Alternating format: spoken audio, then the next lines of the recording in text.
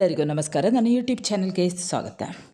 ಇಂದಿನ ವಿಡಿಯೋದಲ್ಲಿ ನಾನು ಕೆ.ವಿ. ತಿರುಮಲೇಶ್ ಇವರು ಬರೆದಂತಹ ಮುಟ್ಟಬೇಕು ಅನ್ನುವಂತಹ ಕವನದ ಪ್ರಶ್ನೋತ್ತರಗಳನ್ನು ಹಾಕ್ತಾ ಇದ್ದೇನೆ. ವಿದ್ಯಾರ್ಥಿಗಳೇ, ನೀವು ನನ್ನ ಚಾನೆಲ್ಗೆ ಹೊಸಬರಾಗಿದ್ದಲ್ಲಿ ಮೊದಲು ಸಬ್ಸ್ಕ್ರೈಬ್ ಮಾಡುವುದನ್ನು ಮರೆಯದಿರಿ. ಹಾಗೆ ಒಂದು ಕಮೆಂಟ್ ಹಾಕಿ, ಹಾಗೆ ಒಂದು ಲೈಕ್ ಕೊಡಿ. ಈ ಒಂದು ಕವಿತೆಗೆ ಸಂಬಂಧಿಸಿದ ಹಾಗೆ ಒಟ್ಟಿಗೆ 4 ಪ್ರಶ್ನೆಗಳು ಬರ್ತವೆ. 8 ಅಂಕದ 4 ಪ್ರಶ್ನೆಗಳು. ಈ 4 ಪ್ರಶ್ನೆಗಳಿಗೂ ಕೂಡ ಉತ್ತರ ಒಂದೇ ರೀತಿಯಾಗಿ ಇರುವಂಥದ್ದು. ಹಾಗಾಗಿ ನೀವು ಈ ಉತ್ತರವನ್ನು ಕಲಿತುಕೊಂಡ್ರೆ 4 ಪ್ರಶ್ನೆಯಲ್ಲಿ ಯಾವ ಪ್ರಶ್ನೆ ಬಂದರೂ ಕೂಡ ನೀವು ಉತ್ತರಿಸಬಹುದು. ಕೆ.ವಿ. ತಿರುಮಲೇಶ್ ನಿಮಗೆಲ್ಲ ಗೊತ್ತಿದ್ದ ಹಾಗೆ ಇವರು ನವ್ಯ ಕವಿಗಳಲ್ಲಿ ಒಬ್ಬರಾಗಿದ್ದಾರೆ. ಇವರು ನವ್ಯ ಕಾವ್ಯದ ಹಾಗೆ ನವ್ಯ ವಿಮರ್ಶಾ ಕ್ಷೇತ್ರದಲ್ಲಿಯೂ ಕೂಡ ಸುಪ್ರಸಿದ್ಧರಾಗಿರುವಂಥವರು. ಕೆ.ವಿ. ತಿರುಮಲೇಶ್ ಇವರ ಅರಬ್ಬಿ ಅನ್ನುವಂತಹ ಕವನ ಸಂಕಲನದಿಂದ ಈ ಮುಟ್ಟಬೇಕು ಅನ್ನುವಂತಹ ಕವನವನ್ನು ಆಯ್ದುಕೊಂಡಿದ್ದಾರೆ. ಮೊದಲಿಗೆ ಪ್ರಶ್ನೆಗಳನ್ನು ನೋಡುವ. ಮುಟ್ಟಬೇಕು ಕವನದ ಆಶಯವನ್ನು ತಿಳಿಸಿರಿ ಅಥವಾ ಬರೆಯಿರಿ. ಅಥವಾ ಎರಡನೇ ಪ್ರಶ್ನೆ, ಬೇರೆ ಬೇರೆ ಆಯಾಮಗಳಲ್ಲಿ ಅರ್ಥ ಪಡೆದುಕೊಳ್ಳುವ ಮುಟ್ಟಬೇಕು ಕವನವನ್ನು ವಿಶ್ಲೇಷಿಸಿರಿ. ಅಥವಾ ಮೂರನೇ ಪ್ರಶ್ನೆ ಇದೀಗ, ಮುಟ್ಟುವ ಕ್ರಿಯೆ ಕೇವಲ ಬಾಹ್ಯ ಕ್ರಿಯೆಯಲ್ಲ, ಅದು ಅಂತರಂಗದ ಕ್ರಿಯೆಯಾಗಬೇಕು. ಈ ಮಾತನ್ನು ಕವನದ ಹಿನ್ನೆಲೆಯಲ್ಲಿ ಚರ್ಚಿಸಿರಿ. ನಾಲ್ಕನೇ ಪ್ರಶ್ನೆ, ಮುಟ್ಟುವ ಕ್ರಿಯೆ ಮನಃಪೂರ್ವಕವಾಗಿ ನಡೆಯಬೇಕಾದ ಅಗತ್ಯವನ್ನು ಮುಟ್ಟಬೇಕು ಕವನ ಹೇಗೆ ಧ್ವನಿಸುತ್ತದೆ? ಉತ್ತರ ನೋಡ್ಕೊಳ್ಳಿ. ಕೆ.ವಿ. ತಿರುಮಲೇಶ್ ಇವರ ಮುಟ್ಟಬೇಕು ಅನ್ನುವಂತಹ ಕವಿತೆಯಲ್ಲಿ ಮನುಷ್ಯರನ್ನು ಮುಟ್ಟುವಂತಹ ಕ್ರಿಯೆ ಮನಃಪೂರ್ವಕವಾಗಿ ನಡೆಯಬೇಕು. ಅಂದರೆ ಹೊರಗೊಂದು ಒಳಗೊಂದಲ್ಲ, ಮನಸ್ಫೂರ್ತಿಯಾಗಿ ಈ ಕ್ರಿಯೆ ನಡೆಯಬೇಕು. ಅದು ಕೇವಲ ಬಾಹ್ಯ ಆಚರಣೆಯಾಗಬಾರ್ದು. ಅಂದರೆ ಹೊರಗಿನಿಂದ ಇನ್ನೊಬ್ಬರಿಗೋಸ್ಕರ ತೋರ್ಪಡಿಕೆಗಾಗಿ ಆಗಬಾರ್ದು. ಅಂದರೆ ಮುಟ್ಟುವುದಾದರೆ, ಇನ್ನೊಬ್ಬನನ್ನು ಮುಟ್ಟುವುದಾದರೆ ಮನಸ್ಸು ಬಿಚ್ಚಿ ಮನಪೂರ್ವಕವಾಗಿ ಮುಟ್ಟಬೇಕು. ಕೇವಲ ಅದೊಂದು ಬಾಹ್ಯವಾದ ಆಚರಣೆಯಾಗಬಾರದು. ಅದು ಯಾವ ದೃಷ್ಟಿಯಲ್ಲಿಯೂ ಆಗ್ಬೋದು. ಯಾವುದೇ ಜಾತಿಯನ್ನು ತೆಗೆದುಕೊಂಡರೂ ಕೂಡ ಅಲ್ಲಿ ಇನ್ನೊಬ್ಬರಿಗೋಸ್ಕರ ನಾವು ಕೆಳವರ್ಗದವರನ್ನು ಮುಟ್ಟುವುದು ಹೀಗೆ ಮಾಡಬಾರ್ದು. ಮನಸ್ಸು ಪೂರ್ವಕವಾಗಿ, ಅಂದರೆ ಇನ್ನೊಬ್ಬರೂ ಕೂಡ ನನ್ನ ಹಾಗೆ ಮನುಷ್ಯರೇ ಅನ್ನುವ ರೀತಿಯಲ್ಲಿ ಮುಟ್ಟಬೇಕು. ಅದು ಮನಃಪೂರ್ವಕವಾಗಿ ಮುಟ್ಟಿದಾಗ ಮಾತ್ರ ಅದು ಪ್ರೀತಿಯಾಗ್ತದೆ, ಅನನ್ಯ ಬಾಂಧವ್ಯವಾಗ್ತದೆ.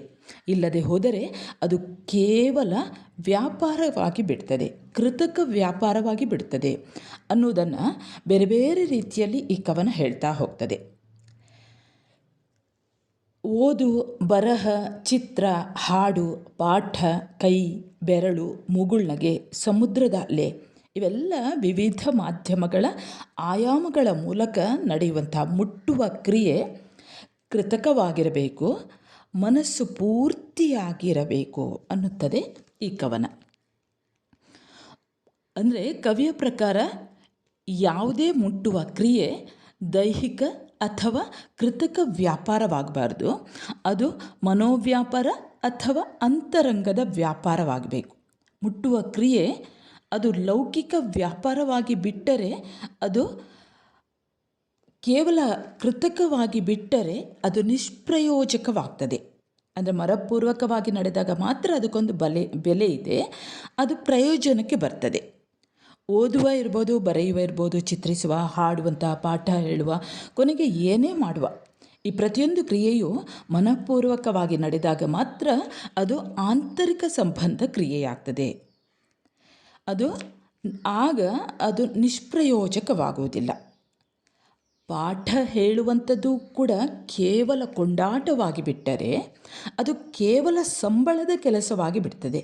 ಅಂದರೆ ಪಾಠ ಹೇಳುವಂಥ ಅಧ್ಯಾಪಕರಿರ್ಬೋದು, ಉಪನ್ಯಾಸಕರಿರ್ಬೋದು, ಯಾವುದೇ ಗುರುಗಳಿರ್ಬೋದು, ಅವರು ಯಾವಾಗ ಸಂಬಳಕ್ಕೆ ತಾವು ಕೊಡುವಂಥ ಸರ್ಕಾರ ಇರ್ಬೋದು ಅಥವಾ ಸಂಸ್ಥೆ ಇರ್ಬೋದು, ಯಾವುದೇ ಇರ್ಬೋದು, ಅಲ್ಲಿ ಕೊಡುವಂತಹ ಸಂಬಳಕ್ಕೆ ಮಾತ್ರ ಅವರು ನಿಂತು ಬಿಟ್ಟರೆ ಆಗ ಅವರು ವಿದ್ಯಾರ್ಥಿಗಳನ್ನು ಮುಟ್ಟಲು ಸಾಧ್ಯವಾಗುವುದಿಲ್ಲ. ಅಂದರೆ ವಿದ್ಯಾರ್ಥಿ ಮತ್ತು ಅಧ್ಯಾಪಕರಿಗೆ ಅಲ್ಲಿ ಯಾವುದೇ ಸಂಬಂಧಗಳು ಉಳಿಯುವುದಿಲ್ಲ. ಹಾಗಾಗಿ ಅವರು ಪಾಠ ಹೇಳುವಂಥದ್ದು ಸಂಬಳಕ್ಕೆ ಮಾಡಬಾರ್ದು, ಅದು ವಿದ್ಯಾರ್ಥಿಗಳನ್ನು ಮುಟ್ಟಬೇಕು, ವಿದ್ಯಾರ್ಥಿಗಳ ಅರಿವನ್ನು ಹೆಚ್ಚಿಸಬೇಕು. ಇಲ್ಲದಿದ್ದರೆ ಅದು ನಿಷ್ಪ್ರಯೋಜಕವಾಗಿ ಬಿಡ್ತದೆ ಅನ್ನುವಂಥದ್ದನ್ನೇ ಇಲ್ಲಿ ಕವಿ ಹೇಳ್ತಾರೆ. ಇನ್ನು ಕೈ ಮುಟ್ಟುತ್ತದೆ. ಆ ಮುಟ್ಟುವಿಕೆ ಕೇವಲ ಕ್ರಿಯೆಯಾಗಿ ಬಿಟ್ಟರೆ ಪ್ರಯೋಜನವಿಲ್ಲ. ಕೈ ಯಾರನ್ನೋ ಸುಮ್ಮನೆ ಇನ್ನೊಬ್ಬರಿಗೋಸ್ಕರ ಮುಟ್ಟಿಬಿಡ್ತದೆ, ಮೈ ಸವರಿ ಬಿಡ್ತದೆ. ಆದರೆ ಆ ಸ್ಪರ್ಶ ಇದೆ ಅಲ್ಲ, ಅದು ಮನಸ್ಸಿಗೆ ತಟ್ಟಬೇಕು. ಬೆರಳನ್ನು ಮುಟ್ಟುವುದು ಕೂಡ ಹಾಗೆಯೇ, ಅದು ಕೂಡ ಮನಸ್ಸಿಗೆ ತಟ್ಟಬೇಕು. ಹಾಗೆ ಮಾತುಗಳು ಕೆಲವೊಮ್ಮೆ ಮುಟ್ಟುವುದು ಅಂತ ಹೇಳ್ತೇವಲ್ಲ, ಮಾತುಗಳು ಮುಟ್ಟುವುದಂದರೆ ಮನಸ್ಸಿನ ಒಳಗೆ ತಟ್ಟುವಂಥದ್ದು. ಮುಟ್ಟುವಿಕೆ ಅಂದರೆ ಆ ಮನಸ್ಸಿನ ಒಳಗೆ ಮುಟ್ಟಬೇಕು, ಯಾರೇ ಮಾತನಾಡಿದರೂ ಕೂಡ. ಇನ್ನು ನಗುವಂಥದ್ದು ಇರ್ಬೋದು. ನಗುವು ಕೂಡ ಇನ್ನೊಬ್ಬರ ಮನಸ್ಸನ್ನು ಹಿತವಾಗಿ ತಟ್ಟಬೇಕು. ಈ ಮುಗುಳು ನಗುವುದು ಕೂಡ ಒಬ್ಬನ ಒಳಗೆ ಇಳಿದು ಅಲ್ಲಿ ಮೃದುವಾಗಿ ಅವರನ್ನು ತಟ್ಟುವಂತೆ ಮಾಡಬೇಕು.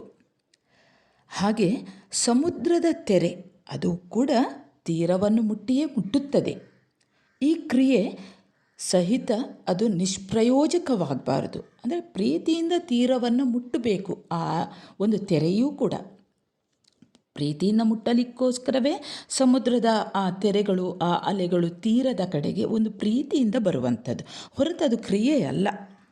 ಹಾಗೆಯೇ ಕವಿ ಹೇಳ್ತಾರೆ, ಹೆದರಿಕೆಯಿಂದ ಮುದುರಿ ಕುಳಿತವರನ್ನು, ಅಂದರೆ ಹೆದರಿ ಕುಳಿತವರನ್ನು, ದುಃಖದಿಂದ ಕುಳಿತವರನ್ನು, ದುಗುಡ ದುಮ್ಮಾನದಿಂದ ಗುಮ್ಮ ಕುಳಿತವರನ್ನು, ಕಲ್ಲಿನಂತೆ ಕಠಿಣ ಪಾಷಾಣದವರನ್ನು ಕೂಡ ಮೃದುವಾಗಿ ಮುಟ್ಟಬೇಕು. ಅಂದರೆ ಈ ಹೆದರಿಕೊಂಡವರನ್ನು ಇರ್ಬೋದು, ದುಃಖದಿಂದ ನೋವನ್ನು ಉಂಡವರನ್ನು ಇರ್ಬೋದು, ದುಗುಡ ದುಮ್ಮಾನದಿಂದ ಕೂಡಿರುವವರನ್ನು ಇರ್ಬೋದು, ಅವರ ಎದೆಯನ್ನು ತಟ್ಟಬೇಕು.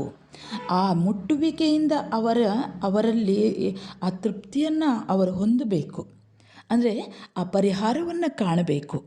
ಹಾಗಾಗಿ ಅವರನ್ನು ಅಂತಹ ಕಲ್ಲು ಪಾಷಾಣದವರನ್ನು ಕೂಡ ಈ ಮುಟ್ಟುವಿಕೆ ಕೆಲವೊಮ್ಮೆ ಅವರನ್ನು ಮೃದುಗೊಳಿಸಿ ಬಿಡ್ತದೆ. ಹಾಗಾಗಿ ಅವರನ್ನು ಮೃದುವಾಗಿ ಮುಟ್ಟಬೇಕು. ಈ ಮೃದುತನದಲ್ಲಿ ಪ್ರೀತಿ ಇದೆ, ಕರುಣೆ ಇದೆ, ಮಾನವತೆ ಇದೆ. ಅಂದರೆ ಇಲ್ಲಿ ಇವರನ್ನು ಮುಟ್ಟುವುದರ ಮೂಲಕ ಯಾವ ರೀತಿ ಅದೊಂದು ರೀತಿಯಲ್ಲಿ ಪ್ರೀತಿ ಇರಬೇಕು, ಕರುಣೆ ಇರಬೇಕು, ವಿಶ್ವಾಸ ಇರಬೇಕು. ಅಂದರೆ ಈ ಕರುಣೆ, ಪ್ರೀತಿ, ಕರುಣೆ, ವಾತ್ಸಲ್ಯ ಮಾನವೀಯತೆಯಿಂದ ಕ್ರಿಯೆ ನಡೆದರೆ ಮಾತ್ರ ಅದು ಪ್ರಯೋಜನಕ್ಕೆ ಬರ್ತದೆ. ಈ ಮುಟ್ಟುವಿಕೆ ಅನ್ನುವಂಥದ್ದೇ ಈ ಮೃದುವಾಗಿ ಬಿಡುವಂಥದ್ದು. ಮೃದು ಅಂದರೆ ಪ್ರೀತಿ, ಕರುಣೆ, ಮಾನವತೆ ಅನ್ನುವಂಥದ್ದು, ಮಾನವತೆಗಳ ಸಂಕೇತವಾಗಿ ಬಿಡ್ತದೆ ಇದು. ಇನ್ನು ಈ ಮುಟ್ಟುವಂತಹ ವಿವಿಧ ಆಯಾಮಗಳ ಬಗ್ಗೆ ನಾನು ಹೇಳಿದ್ದೇನೆ. ಓದು, ಬರಹ, ಚಿತ್ರ, ಹಾಡು, ಪಾಠ, ಕೈ, ಬೆರಳು, ಮಾತು, ಮುಗುಳ್ನಗೆ, ಅಲೆ, ಇದೆಲ್ಲವೂ ಕೂಡ ಮುಟ್ಟುವಿಕೆಯ ವಿವಿಧ ಆಯಾಮಗಳಂತೆ ಕವಿ ಹೇಳ್ತಾರೆ. ಹಾಗೆ ಇಲ್ಲಿ ಮೃದುವಾಗಿ ಮುಟ್ಟುವಂಥದ್ದು ಯಾರನ್ನು ಹೆದರಿಕೆಯಿಂದ ಮುದುರಿ ಕುಳಿತವರನ್ನು, ದುಃಖದಿಂದ ತಪ್ತರಾದವರನ್ನು, ದುಗುಡ ದುಮ್ಮಾನದಿಂದ ಗುಮ್ಮ ಕುಳಿತವರನ್ನು ಹಾಗೂ ಕಲ್ಲಿನಂತೆ ಕಠಿಣ ಪಾಷಾಣದವರನ್ನು ಮೃದುವಾಗಿ ತಾಯಿಯ ರೀತಿಯಲ್ಲಿ ವಾತ್ಸಲ್ಯದಿಂದ ಮುಟ್ಟಬೇಕು ಅವರೆಲ್ಲರನ್ನು ಕೂಡ ಎಂದು ಹೀಗೆ ಇಲ್ಲಿ ಕವಿ ಈ ಮುಟ್ಟಬೇಕು ಅನ್ನುವಂತಹ ಕವನದಲ್ಲಿ ಎಲ್ಲರನ್ನೂ ಕೂಡ ಮೃದುವಾಗಿ ಮುಟ್ಟಲು ಹೇಳ್ತಾರೆ. ಇದು ಹೀಗೆ ಜನರ ಮೇಲಿದ್ದಂತಹ ಒಂದು ಪ್ರೀತಿಯನ್ನು, ಕವಿಗೆ ಇರುವಂತಹ ಪ್ರೀತಿ, ಅನನ್ಯವಾದಂತಹ ಪ್ರೀತಿ, ಕರುಣೆ, ವಿಶ್ವಾಸಗಳನ್ನು ಕವಿ ಹೇಳ್ತಾರೆ. ಹೀಗೆ ಕವಿ ಮುಟ್ಟುವ ಕ್ರಿಯೆ ಮೃದುವಾಗಿ ನಡೆಯಬೇಕು ಅನ್ನೋದನ್ನು ಈ ಒಂದು ಕವನದಲ್ಲಿ ವಿವರಿಸ್ತಾರೆ. ಅದೇ ಇವೆಲ್ಲವನ್ನು ಒಳಗೊಂಡು ಈ ಮುಟ್ಟುವಂತಹ ಕ್ರಿಯೆ ನಡೆಯಬೇಕಾದಂತಹ ಅಗತ್ಯವನ್ನು ಈ ಕವಿತೆ ಧ್ವನಿಸ್ತದೆ. ಒಟ್ಟಾರೆ ದೈಹಿಕ ಅಂದರೆ ಕೃತಕ ವ್ಯಾಪಾರವನ್ನು ಮೀರಿ ಮನೋವ್ಯಾಪಾರ ಅಂದರೆ ಆಂತರಿಕ ಕ್ರಿಯೆಯಿಂದ ವ್ಯವಹರಿಸುವಂತಹ ನೆಲೆಯನ್ನು ಈ ಕವನ ಧ್ವನಿಸ್ತದೆ. ವಿದ್ಯಾರ್ಥಿಗಳೇ, ಇವೆಲ್ಲದರಲ್ಲಿ ಇಷ್ಟು ಹೇಳಿದಂತಹ ಪ್ರಶ್ನೆಗಳಲ್ಲಿ ಯಾವ ಪ್ರಶ್ನೆ ಬಂದರೂ ಕೂಡ ನಾನು ಹೇಳಿದಂಥ ಉತ್ತರವನ್ನೇ ಬರೆಯಿರಿ. ಸಂದರ್ಭ ಇರ್ಬೋದು, ಹಾಗೆ ಟಿಪ್ಪಣಿ ಕೂಡ ಮುಟ್ಟಬೇಕು ಅನ್ನುವಂಥದ್ದನ್ನು 4 ಅಂಕಗಳಿಗೆ ಕೊಡ್ತಾರೆ. ಹಾಗಾಗಿ ಈ ಕವನದ ಈ ಒಂದು ಉತ್ತರವನ್ನು ಸರಿಯಾಗಿ ಕಿವಿಗೊಟ್ಟು ಆಲಿಸಿ, ಒಂದು ಕ್ಷಣ ಆಲಿಸಿ ನೋಡಿ. ಆವಾಗ ನಿಮಗೆ ಪರೀಕ್ಷೆಯಲ್ಲಿ ಯಾವ ಪ್ರಶ್ನೆ ಬಂದರೂ ಕೂಡ ಉತ್ತರ ಬರೆಯಬಹುದು. ಸರಿ ವಿದ್ಯಾರ್ಥಿಗಳೇ, ಈ ಮುಟ್ಟಬೇಕು KV ತಿರುಮಲೇಶ್ ಅವರು ಬರೆದಂತಹ ಅರಬಿ ಅನ್ನುವಂತಹ ಕವನ ಸಂಕಲನದಿಂದ ಆಯ್ದಂತಹ ಮುಟ್ಟಬೇಕು ಅನ್ನುವಂತಹ ಕವನದ ಪ್ರಶ್ನೋತ್ತರಗಳು ಮುಗಿಯುತ್ತವೆ. ವಿದ್ಯಾರ್ಥಿಗಳೇ, ನಿಮ್ಮ ಪಠ್ಯಪುಸ್ತಕಕ್ಕೆ ಸಂಬಂಧಿಸಿದ ಹಾಗೆ ಇನ್ನೂ ಅನೇಕ ಪಾಠಗಳನ್ನು ಹಾಕಿದ್ದೇನೆ. ಹಾಗಾಗಿ ಮೊದಲು ಸಬ್ಸ್ಕ್ರೈಬ್ ಮಾಡಿ, ನಂತರ ಅಲ್ಲಿಗೆ ಭೇಟಿ ನೀಡಿ. ಸರಿ ವಿದ್ಯಾರ್ಥಿಗಳೇ, ಮತ್ತೆ ಇನ್ನೊಂದು ಹೊಸ ಪಾಠದೊಂದಿಗೆ ಮತ್ತೆ ಬರುತ್ತೇನೆ. ಅಲ್ಲಿಯವರೆಗೆ ನಮಸ್ಕಾರ.